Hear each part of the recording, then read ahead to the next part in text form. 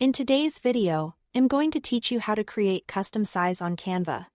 If you've ever needed a design that fits a very specific space like a website banner, a social media cover, or a print flyer, you'll want to start with the exact dimensions.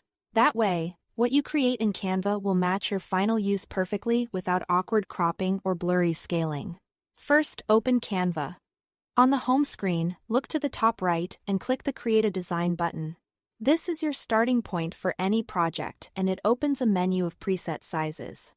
Instead of choosing a template, we're going straight to a custom layout.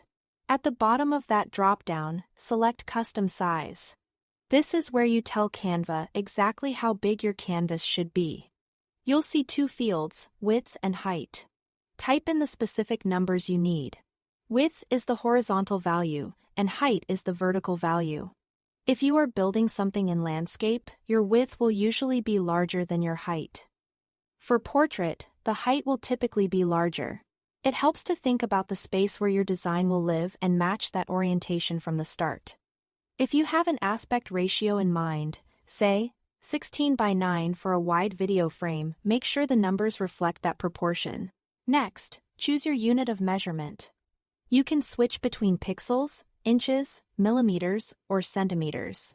Pixels are best for anything that stays on a screen, like social posts, thumbnails, or website graphics. Inches, millimeters, and centimeters are ideal for physical prints, such as posters, flyers, and brochures. Picking the correct unit at this stage helps keep everything crisp and correctly scaled later. If you are designing for print, think in inches or centimeters. If you are designing for web, think in pixels.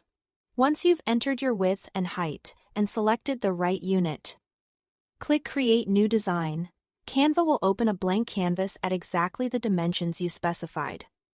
Ready for you to start designing, you'll see the size confirmed at the top, so you can quickly double-check that it matches what you planned. That's all there is to it. Thanks for watching.